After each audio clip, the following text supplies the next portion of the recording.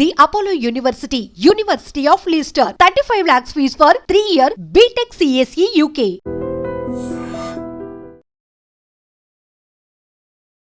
ఇప్పుడంతా మాట్లాడుకుంటోంది నిమిష ప్రియ గురించే.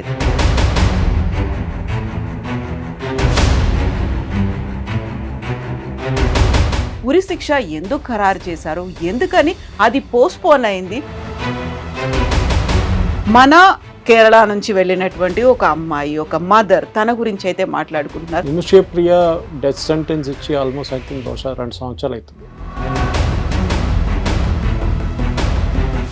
నిమిష ప్రియ కేసు ఏం జరిగిందంటే, ఆమె అక్కడ నర్స్గా వెళ్ళి పనిచేస్తున్నప్పుడు వాళ్ళ హస్బెండ్ కూడా ఉన్నారు ఆ టైంలో. వీళ్ళు ఏంది ఇండియా నుంచి మోస్ట్ ఇల్లీగల్గా వెళ్తారు, ఇదే ప్రాబ్లం అన్నమాట.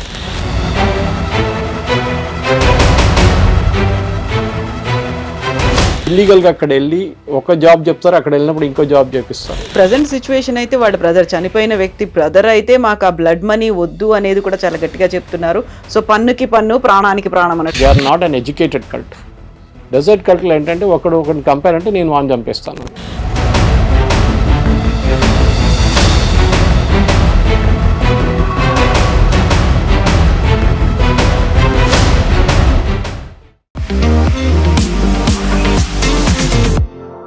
నమస్తే, నేను Kavitha. Welcome to iDream news and నిజాలు.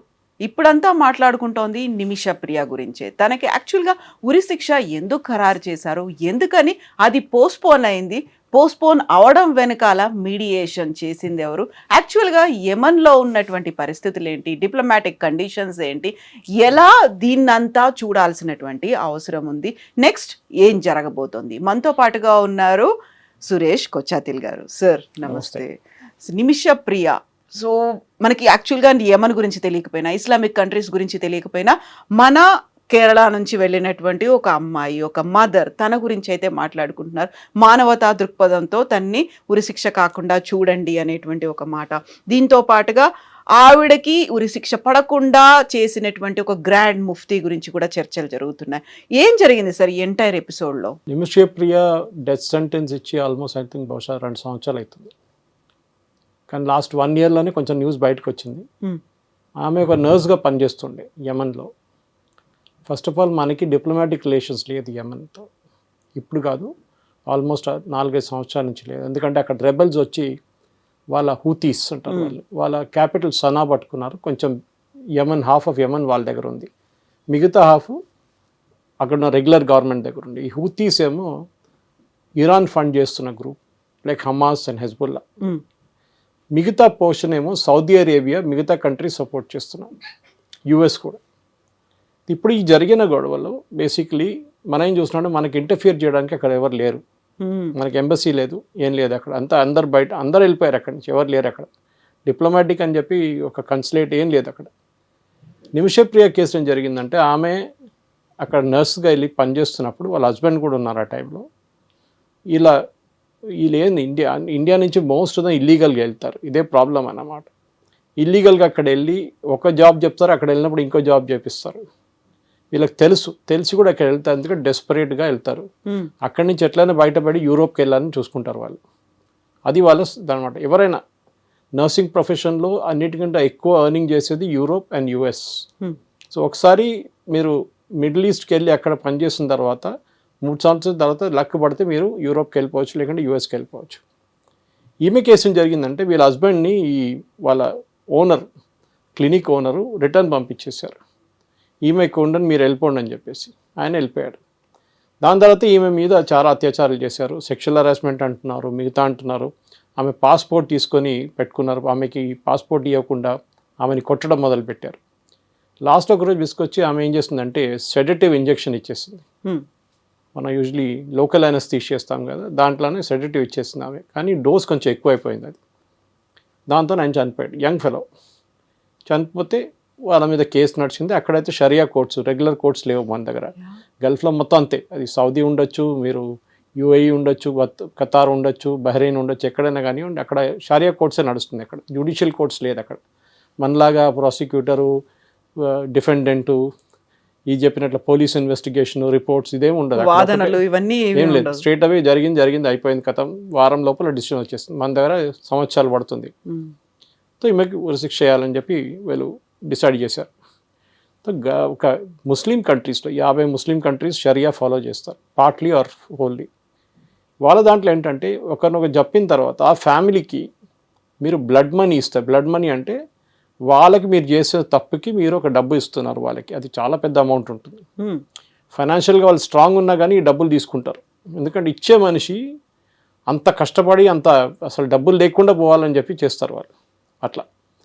సో దీనికన్నా ముందు కూడా ఇంకో కేసు కేరళ నుంచి ఒక gentlemen, I think it was UAE అనుకుంటాను, ఇట్లనే ఉరిశిక్ష పడితే కేరళ నుంచి క్రౌడ్ సోర్సింగ్ చేసి క్రౌడ్ ఫండింగ్ చేసి ఆయన్ని బయటకు తీసుకొచ్చారు. కానీ ఇట్లా చాలా కేసెస్ ఉన్నాయి గల్ఫ్లో. మనం వింటున్నది ఇంతే. ఎందుకంటే ఇది ఒకటి కేరళ నుంచి, సెకండ్ ఆమెకి జరిగిన ఒక ఆమె మహిళ అని చెప్పి ఇంకోటి. కానీ నార్త్ ఇండియా నుంచి చాలామంది ఇట్లనే గల్ఫ్లో జైల్స్లో ఉన్నారు. ఎవరు వాళ్ళని పట్టించుకోవట్లేదు. పబ్లిసిటీ లేదు, ఏం లేదు. పాపం వాళ్ళు కొంతమంది అయితే 2 వారాల ముందే ఒకరిని తీసేశారు, ఉరిశిక్ష చేసేసారు. ఎవరు పట్టించుకోలేదు. నిమిషప్రియలాగా ఆమెకి పబ్లిసిటీ లేదు పాపం. సో అట్లా ఒక 10-15 మంది ఈజీగా గల్ఫ్లో ఉన్నారు వెయిటింగ్ ఫర్ డెత్ సెంటెన్స్, అంటే death to be carried out, sentence to be carried out. Nimisha Priya కేసులో ఏమైందంటే లాస్ట్ మినిట్లో కూడా వీళ్ళు బ్లడ్ మనీ ఆఫర్ చేస్తే ఫ్యామిలీ తీసుకోరని చెప్పారు. ఎందుకంటే they are very rich family, మాకు వద్దు ఏమొద్దు అని చెప్పారు. సరే అని చెప్పి కేరళలో ఒక పొలిటికల్ హాట్ పొటాటో అయిపోయింది. ఒకటి ఫస్ట్ వీళ్ళందరూ ఏమనుకున్నారంటే హిందూ అనుకున్నారు ఆమె, నిమిషా ప్రియ అని వినంగానే హిందూ అనుకొని బీజేపీ వాళ్ళు ఏం చేయట్లేదని చెప్పి గొడవ మొదలు పెట్టారు. సో బీజేపీ వాళ్ళు అన్నారు మేమెందుకు చేయాలి, హిందూనా ముస్లింనా క్రిస్టియన్ మాకు పని లేదు. ఆమె యాక్చువల్లీ క్రిస్టియన్. అప్పుడే తెలిసింది ఆమె 3వ పేరు చూస్తే ఆమె షీజ్ క్రిస్టియన్. సరే వాళ్ళ చర్చ్ నుంచి ఏమైనా వచ్చిందో వాళ్ళ తరఫు నుంచి ఏం రావట్లేదు. ఎందుకంటే వాళ్ళకి తెలుసు వీళ్ళు డబ్బులు తీసుకోరు, ఏం చేయలేము. ఫస్ట్ ఆఫ్ ఆల్ అక్కడ గవర్నమెంటే లేదు, ఎవరితో మాట్లాడతారు మీరు? అవును, ఇప్పుడు గవర్నమెంట్ ఉంటే కదా మాట్లాడదు. అక్కడ మొత్తం టెర్రరిస్టులు ఉన్నదంతా. మనం కూడా వాళ్ళ మీద పోరాడుతున్నాము. అదే మనం కూడా వాళ్ళ మీద అప్పుడప్పుడు కంప్లీట్ దాంట్లో ఇండియన్ నేవీ పెట్రోల్ చేస్తున్నారు, వాళ్ళ మీద ఫైర్ చేస్తున్నాం, అన్ని చేస్తున్నాం మనం. కానీ అక్కడున్న దాని మీద ఇప్పుడు పాలిటిక్స్ ఎక్కడ వచ్చిందంటే ఈ గ్రాండ్ ముఫ్తీ అని చెప్పి ఆయన ఉన్నారు, అబూబకర్, ఓకే ముస్లియార్ అని చెప్పేసి, కానాపురం ముస్లియార్ అని. ఆయన ఏం చేశాడు, నేను మాట్లాడతా అని చెప్పి అక్కడ ఇంకొక ఆయనతో మాట్లాడుతున్నాను. ఇంకొక సున్నీ ప్రీస్ట్, వీళ్ళు సున్నీస్, షియా కాదు వీళ్ళు సున్నీ ప్రీస్ట్తో మాట్లాడుతున్నారు. గవర్నమెంట్ ఆఫ్ ఇండియా ఏమన్నారంటే ఫస్ట్ ఆఫ్ ఆల్ వీళ్ళకి లోకల్ స్టాండ్ అయ్యి లేదు అక్కడ. ఈ చెప్పిన మనిషి అసలు ఫ్యామిలీనే కలవలేదు. కానీ అక్కడ ఒక నిమిషప్రియ యాక్షన్ గ్రూప్ అని ఒక సెటప్ చేశారు. ఒక 2-3 యమన్లో పనిచేస్తున్న ఇండియన్స్, దాంట్లో 2 మలయాళీస్ అనుకుంటే ఒక ఆయన నార్త్ ఇండియన్ ఉన్నారు. వీళ్ళు ఆల్రెడీ చాలా సంవత్సరాల నుంచి ఆల్మోస్ట్ 6 నెలల నుంచి కొట్లాడుతున్నారు, దీనికోసం పోరాడుతున్నారు. చాలా మటుకు వాళ్ళ ఫ్యామిలీని కలవడం ట్రై చేశారు, అన్నీ చేశారు, ఏం కాలేదు. ఇప్పుడు జరిగిన దాంట్లో ఏం జరిగిందంటే గవర్నమెంట్ ఆఫ్ ఇండియా ఈ ఉమ్మన్ చాండీ కొడుకు చాండీ ఉమ్మన్ అని ఉన్నారు, కేరళలో ఎమ్మెల్యే. ఆయన వెళ్ళి గవర్నర్ ఆర్లేకర్ని కలిశారు కేరళలో రాజ్భవన్లో. కలిసి ఇట్లా మాట్లాడితే ఆర్లేకర్ గారు వాళ్ళ ఫ్యామిలీతో మాట్లాడారు, కేరళలో ఉన్న ఫ్యామిలీతో. వాళ్ళ మదర్ ఆల్రెడీ అక్కడ ఉన్నారు యమన్లో, ఈ అమ్మాయి మదర్, ఆమెతో కూడా మాట్లాడింది. మేమేమైనా చేస్తామని చెప్పి. ఆర్లేకర్ గారు ఆర్ఎస్ఎస్ మంచి మాట వింటారు సెంట్రల్ గవర్నమెంట్లో. సో మాట్లాడారు. సెంట్రల్ గవర్నమెంట్ తెలిసిపోయింది మాకు దీంట్లో అసలు పట్టలేదు, అసలు మనం ఏం చేయలేమని చెప్పి సుప్రీంకోర్టులో కూడా మన స్టేట్మెంట్ ఇచ్చారు. 3 రోజుల ముందు కేసు వచ్చింది. సుప్రీంకోర్టు అడిగారు మీరు ఏం చేయగలరు అంటే మేము ఏం చేయలేము, it is beyond our control. ఇంకా మాకు అక్కడ ఏం లేదు, ఎవరు తెలియదు, అక్కడ మొత్తం ఒకరి మీద ఒకటి పోరాటం నడుస్తుంది, అక్కడ చచ్చిపోతున్న మనుషులు రోడ్డు మీద, మేము ఏం చేయలేమని చెప్పారు. ఎవరితో మాట్లాడాలో ఏం లేదు, nothing, no government there first of all మాట్లాడడానికి. సో ఆ పొజిషన్స్లో గవర్నమెంట్ ఏం చేశారంటే సరే అని చెప్పి సౌదీ అరేబియాతో మాట్లాడారు. సౌదీ అరేబియన్ గవర్నమెంట్కి పట్టుంది, at least the other part of it, the Sunni part of it, Shia part వాళ్ళ దగ్గర ఎక్కువ పట్టలేదు. సో వాళ్ళు ఏం చేశారంటే వాళ్ళ రిప్రజెంటేటివ్స్ ఉన్నారు చాలామంది అక్కడ, వాళ్ళ ఎంబసీ కూడా ఉందంతా ఉంది. వాళ్ళు మాట్లాడారు. వాళ్ళు మాట్లాడి ఏం చేయాలంటే ఫస్ట్ స్టెప్ ఏం చేయాలంటే ఫ్యామిలీతో కలవడం సెకండరీ, ఫస్ట్ పోస్ట్పోన్ చేద్దాం. ఎందుకంటే ఇవాళ పొద్దున ఉండే రాత్రి 12 గంటల తర్వాత ఎప్పుడైనా చేయొచ్చు అని చెప్పి డిసిషన్ ఉండే అనమాట ఉరిశిక్ష. దాన్ని పోస్ట్పోన్ చేయించారు. That itself is a big victory. కానీ కేరళలో పండుగ ఏం చేసుకుంటే యూనియన్ గవర్నమెంట్ యూజ్లెస్, ఏం చేయలేదు మోదీ. అక్కడ నెరేటివ్ అంతే, ఎందుకంటే కేరళలో ఉన్న మీడియా 99% కమ్యూనిస్ట్ మీడియా, కమ్యూనిస్ట్ లేకుంటే జిహాదీలు. ఒఫిషియలీ ఏదో మనం అనుకుంటాం, మన communist party of India Marxist official channel ఉంది కైరళి, కాంగ్రెస్కి ఒఫీషియల్ ఛానల్ ఉంది జై హింద్, అందరికి ఒక్కొక్క ఛానల్ ఉంది. ముస్లిం లీగ్, అది కూడా Jamaat e Islami which is the hard core Muslim organization, వాళ్ళకి మీడియా వన్. ఆ ఛానల్ని 1 వారం బంద్ చేశారు గవర్నమెంట్ ఆఫ్ ఇండియా ముందు, ఎందుకంటే ఐఎస్ఐ ఫండ్ చేస్తుంది వాళ్ళని చెప్పేసి ఒక సీక్రెట్ రిపోర్ట్ రా నుంచి వచ్చినట్టు ప్రజెంట్ చేస్తే కేరళ హైకోర్టు వాళ్ళని బ్యాన్ చేశారు, కానీ సుప్రీంకోర్టు వాళ్ళని రిలీజ్ చేసేసారు.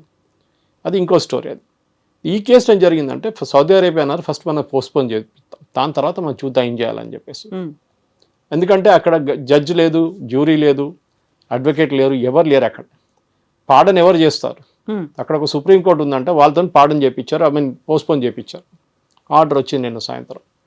ఇప్పుడు దానికోసం కేరళలో క్రెడిట్ ఎవరు బీజేపీ క్రెడిట్ ఇవ్వకూడదు కదా అక్కడ. సో లక్కీలీ ఏమైందంటే రాత్రి నిన్న నిమిష యాక్షన్ కౌన్సిల్ మెంబర్స్ యమన్ నుంచి నిన్న మలయాళం ఛానల్స్తో మాట్లాడారు. ఓకే, మాట్లాడి దాంట్లో చెప్పారు వాళ్ళు క్లియర్గా, ఈ ముఫ్తీ ఈయన ఉన్నాడు కదా గ్రాండ్ ముఫ్తీ అని చెప్పి నడుస్తున్నాడు కేరళలో ముస్లియారు, ఆయనకి దీంతో సంబంధం లేదు, ఆయన ఎవరితో మాట్లాడలేదు, ఆయన మాట్లాడే మనిషి ఒక డెసిగ్నేటెడ్ యుఎన్ టెర్రరిస్ట్, ఆయన మాట్లాడుతున్న సున్నీ లీడరు అక్కడున్న is a designated UN terrorist, ఆయనతో మాట్లాడుతున్నారు అని చెప్పారు. సరే అది ఎట్లయినా నిన్న రాత్రి అక్కడ ఆగిపోయింది. ఇప్పుడు ముందుకేం జరుగుతుందని మనం చెప్పలేము, ఎందుకంటే ఫ్యామిలీకి అలవట్లేదంట, వాళ్ళకి అసలు ఇంట్రెస్టే లేదంట, వాళ్ళేమో వీళ్ళని చంపేసాలని చెప్తున్నారంట, అంతే, వాళ్ళకి ఇంకేం వద్దు అంటున్నారు, you will not agree for blood money అంటున్నారు. అట్లాంటి పరిస్థితుల్లో మనం ఏం చేయలేము, ఎందుకంటే మనకి ఫస్ట్ వాళ్ళు ముందు చెప్పినట్లు డిప్లొమాటిక్ రిలేషన్స్ లేదు, ఏం లేదు, మనకు అక్కడ పట్టలేదు. ఉన్నది సౌదీ అరేబియా గవర్నమెంట్కి ఒకటే ఉంది అక్కడ.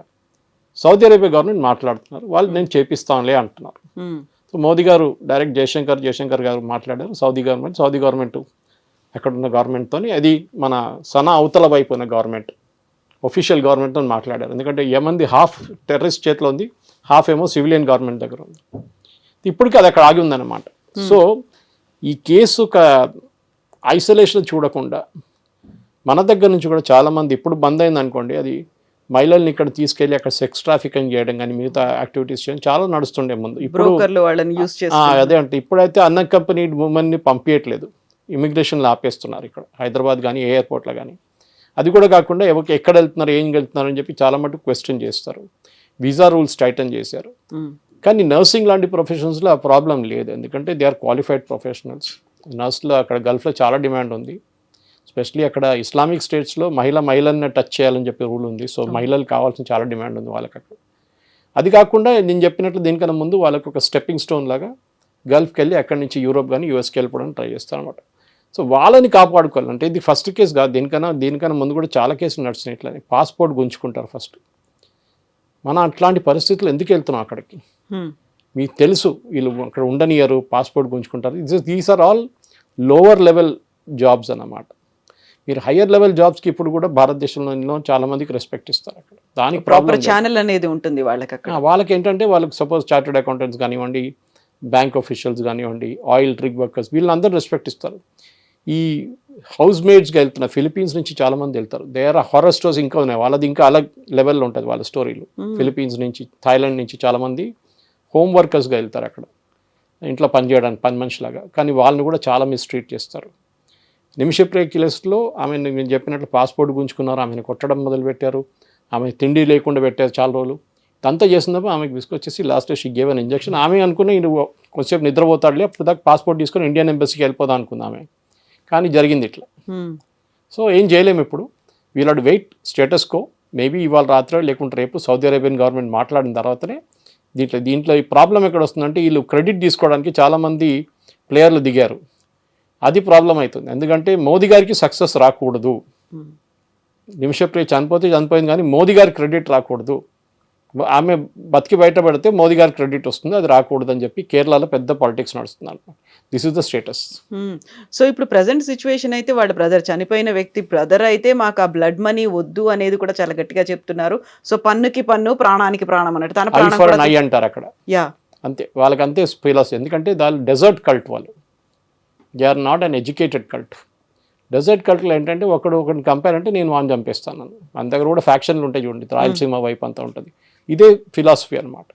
వాడు నన్ను చెప్తే నేను వాడిని చంపేస్తానని. కానీ ఈ మన ఒక యూఎస్లో కానీ యూరోప్లో చూసే ఆ లెవెల్ ఆఫ్ ఈవెన్ ఇండియాలో ఉన్న జ్యుడిషియల్ ఒక అకౌంటబిలిటీ అనేది అక్కడ లేదు.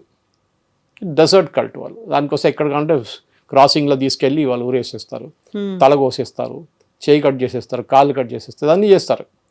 సో మన ఇక్కడ హ్యూమన్ రైట్స్ గురించి మాట్లాడుకున్న మన దగ్గర ఉన్న మనుషులు ఒకసారి అక్కడ వెళ్ళి కూడా మాట్లాడాలి. అప్పుడు వాళ్ళకి తెలుస్తుంది అక్కడ పరిస్థితి ఏముంటుందో అని. వాళ్ళు కూడా అదే జైలు వెళ్ళి పడతారు వాళ్ళు అప్పుడు.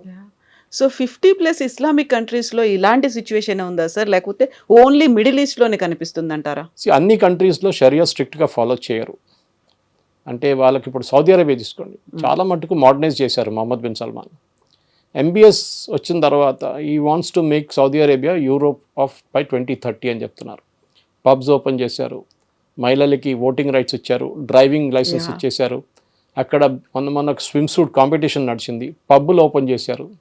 So he's making it. ఎందుకంటే ఆయిల్ అనేది ఇంకొక 20 సంవత్సరాలు ఉంటుంది అంతే, దాని తర్వాత ఏముండదు. సో ఈ ఉన్న డబ్బులంతా వాళ్ళు స్మార్ట్గా ఇన్వెస్ట్ చేస్తున్నారు. ముందు రియల్ ఎస్టేట్లో ఇన్వెస్ట్ చేశారు చాలా మటుకు. గల్ఫ్లో పెద్ద పెద్ద అపార్ట్మెంట్లు కట్టారు, పెద్ద పెద్ద ఇల్లు కట్టారు. మనం చూసే జుమ్రా లాంటి ఐలాండ్ కట్టారు సీ మీద. కానీ ఏం జరిగింది, దాంట్లో ఏం అసలు వాల్యూ అడిషన్ ఏం లేకుండా పోయింది అంతే. కొంతమంది కొన్నారు అంతే, అక్కడ ఉండిపోయింది అది. వాళ్ళకి ఏం తెలిసింది, నెక్స్ట్ జనరేషన్కి వెళ్ళాలంటే అక్కడ టెక్నాలజీతో ఇన్వెస్ట్ చేయాలి. సో వాళ్ళు ఐటీ పార్కులు కానివ్వండి, బయోటెక్ పార్క్స్ కానీ అదంతా అక్కడ ఓపెన్ చేస్తున్నారు వాళ్ళు. దాంతో ఏమవుతుందంటే వాళ్ళు నెక్స్ట్ జనరేషన్కి అట్లీస్ట్ ఈ డబ్బులతోనైనా బతకొచ్చు మనం చెప్పేసి చేస్తున్నారు అనమాట. వాళ్ళు చాలా మటుకు బయట కూడా ఇన్వెస్ట్ చేశారనుకోండి. బయట ఉన్న సూపర్ మార్కెట్స్ చాలా హ్యారెడ్స్ అన్నీ వాళ్ళు కొనుక్కున్నారు, ఎప్పుడో కొనుక్కున్నారు ఇదంతా. So investment they have done. But modernisation కోసం మీరు అడిగిన ప్రశ్నకి 50లో బహుశా 10 స్టేట్స్ చాలా స్ట్రిక్ట్గా ఫాలో చేస్తుంది. మిగతా 40 మెచ్యూర్గా వాళ్ళు డిప్లొమాటిక్ అవాయిడ్ చేస్తారనమాట. కానీ బ్లడ్ మనీ అనే కాన్సెప్ట్ షరియా నుంచి వస్తుంది, అది మనం ఏం చేయలేము. అది వాళ్ళు మన దగ్గర అట్లా ఏం లేదు కదా. We have the second largest Muslim population in the world, ఆలోచించండి. కానీ we are not a part of Islamic bloc. ఓఐసీలో కూడా మనకు మెంబర్షిప్ లేదు. So second largest Muslim population పెట్టుకుంటే మనం ఫాలో చేయట్లేదు. వీ ఫాలో సర్టన్ రూల్స్ అంతే. షరియా తీసుకొచ్చి ఇక్కడ తలాక్ అని చెప్పారు, దాన్ని మోదీ గారు కొట్టిపడేశారు. దానికి వ్యతిరేకంగా చాలా ప్రొటెస్ట్ నడిచింది. మా పర్సనల్ లాగా ఉండాలని చెప్పారు. సరే మరి చేయకూడడం, తలకోయడం కూడా పర్సనల్ లా పెట్టుకుందాం, మనం క్రిమినల్ లా కూడా పెట్టుకుందాం, అప్పుడు వద్దు అంటారు వాళ్ళు. లాంగ్ స్టోరీ షార్ట్, అక్కడున్న పరిస్థితుల్లో ఇప్పుడున్న పరిస్థితుల్లో గల్ఫ్లో చాలా మటుకు మార్పులు వస్తున్నాయి. UAE తీసుకోండి, UAE is basically trading town. వాళ్ళ దగ్గర ఆయిల్ లేదు, ట్రేడింగ్ టౌన్. అక్కడ మెటీరియల్ వస్తుంది, బంగారం వస్తుంది, బంగారం వెళ్తుంది, మీకు ఆయిల్ వస్తుంది, ఆయిల్ ట్రేడ్ చేస్తారు, మిగతా అన్ని సరుకులు వస్తుంది, అన్ని పెద్ద షాపింగ్ మాల్స్, హాలిడే స్పాట్ లాగా మారిపోయింది UAE. సో వాళ్ళ బిజినెస్ వాళ్ళు చేసుకుంటున్నారు. Saudi Arabia at the same time MBSకి డైరెక్ట్గా కంప్లీట్ ఓవర్ నైట్ చేంజ్ చేసుకురాలేకపోతారు. ఎందుకంటే అక్కడ they are the custodians of 2 holiest sites, Mecca and Medina. So naturally కొంచెం మెయింటైన్ చేయాల్సి వస్తుంది అది. కానీ అప్పుడు కూడా మీరు చూసుంటారు, మెక్కా మదీనాలు కూడా స్మృతి ఇరానీని అలౌ చేశారు, ఒక మహిళ. Next she's a Hindu, technical she's a Parsi. Okay, పార్సీని కూడా వాళ్ళు అలౌ చేశారు. ఇక్కడ అది పెద్ద గొడవ భారతదేశంలో, వాళ్ళకేం ప్రాబ్లం లేకుండే. ఇక్కడ కేరళలో గొడవ, ఆమెను ఎట్లా అలౌ చేశారు, ఆమె హిందూ కాదా, ఆమెని మీరు మెక్కా మదీనా లోపలికి ఎట్లా అలౌ చేస్తారు, ఓన్లీ ముస్లిమ్స్ ఆర్ అలౌడ్ అంటే చాలా మటుకు రీజన్స్ ఉన్నాయి దానికి. ఫర్ ఎగ్జాంపుల్ మెక్కా మదీనా మన అందరూ కలిసి ఓన్లీ ముస్లిమ్స్నే పంపిస్తారు వాళ్ళు, ఎస్పెషల్లీ మెక్కాలో. కానీ ఒక 10 సంవత్సరాల ముందు పెద్ద కొన్ని ట్రాజడీస్ జరిగింది అక్కడ, స్టాంపీడ్, ఎస్పెషల్లీ ఇరాన్ నుంచి వచ్చిన పిలిగ్రిమ్స్తో చాలామంది చనిపోయారు. సో వాళ్ళకి ఇప్పుడు ఏం చేయాలని తెలియకుండా వాళ్ళు చాలామంది ఇంజనీర్స్ పిలిపించారు ఆల్ ఓవర్ ద వరల్డ్. ఎందుకంటే శబరిమల లాగా అనమాట, ఆ ఒక్క నెల లోపలే ఉంటుంది రష్ అంతా, క్రౌడ్. తిరుమల లాగా, Tirumala all through the year ఉంటుంది, సిస్టమ్ ఉంటుంది ఒకటి. సో ఏం చేయాలని చెప్పి వాళ్ళకు ఒక ప్రాబ్లం వచ్చినప్పుడు వాళ్ళు ఎవరిని పిలిపిద్దాం అంటే ఈ శ్రీధర్ని పిలిపిద్దాం అన్నారు, మన మెట్రో మ్యాన్. సో అక్కడున్న గ్రాండ్ ముఫ్తీ స్పెషల్ పర్మిషన్ ఇవ్వాల్సి వచ్చింది, ఈ Sreedharan garu Hindu can be allowed into Mecca and Medina. తర్వాత ఆయన చాలా మటు రికమెండేషన్స్ ఇచ్చారు, ఫ్లైఓవర్లు కట్టమన్నారు, అండర్ పాస్ కట్టమన్నారు, మొత్తం అన్ని వాళ్ళు ఇంప్లిమెంట్ చేశారు. Now there is no jam. కానీ వాళ్ళు క్రౌడ్ కూడా కంట్రోల్ చేస్తున్నారు, నెంబర్ ఆఫ్ వీసాస్ ఇష్యూ చేసి హజ్కున్న వీసాలు తగ్గించారు చాలా మటు. నేను చెప్పడానికి ఏమొస్తున్నా అంటే, ఇది ఒక నిమిషప్రియ కేసు నుంచి మనం గల్ఫ్కి వచ్చి గల్ఫ్ నుంచి మనం షరియా గురించి మాట్లాడుతున్నప్పుడు అన్ని గల్ఫ్ కంట్రీస్ కాకుండా మిడిల్ ఈస్ట్లో కొన్ని కంట్రీస్, ఇప్పుడు మనం ఆఫ్ఘనిస్తాన్ తీసుకుందాం. Afghanistan is a very hard core, I mean షరియాకి ఎక్స్ట్రీమ్ అన్నమాట. అది తాలిబాన్లు కూడా ఇక్కడ అది కాదు కదా. సో మీ అదే టైంలో సౌదీ అరేబియా చూస్తే చాలా మటుకు మోడర్నైజ్డ్ ఉంది, UAE ఈజ్ మోడర్నైజ్డ్. సో ఉన్నాయి కొన్ని కంట్రీస్, కానీ చాలా మటుకు ఇప్పుడు మన పాత దాంట్లో చూస్తే ఇరాక్ ఉండే ఒకటి, ఇరాన్ చూడండి ఇప్పుడు కూడా స్ట్రిక్ట్ షరియా ఫాలో చేస్తారు వాళ్ళ దాంట్లో అంతే. సో టైం తీసుకుంటుంది, కానీ మన దాంట్లో కూడా మన వాళ్ళు ఇక్కడి నుంచి వెళ్ళేటోళ్ళు కూడా గుర్తుపెట్టుకోవాలి, మనం ఇంకో దేశంకి వెళ్ళినప్పుడు అక్కడ ఉన్న లాస్ మనం పాటించాలి. అక్కడ ఏదైనా మనతో తప్పు అయితే అక్కడ ఉన్న నియమాలు నడుస్తుంది. మన గవర్నమెంట్ దగ్గర వచ్చి ఏడ్చి ఏం ఫైదా లేదు, ఎందుకంటే మన గవర్నమెంట్ ఎంత చేయగలరు. You have made a mistake, you did a crime, దాంట్లో డౌట్ లేదు. ఆమె బహుశా భారతదేశంలో ఉంటే కూడా ఆమెకి అదే శిక్ష పడుతుండే ఎక్కడ కూడా, ఉరి శిక్ష కాకుండా అట్లీస్ట్ లైఫ్ ఇంప్రిజన్మెంట్ పడుతుండే.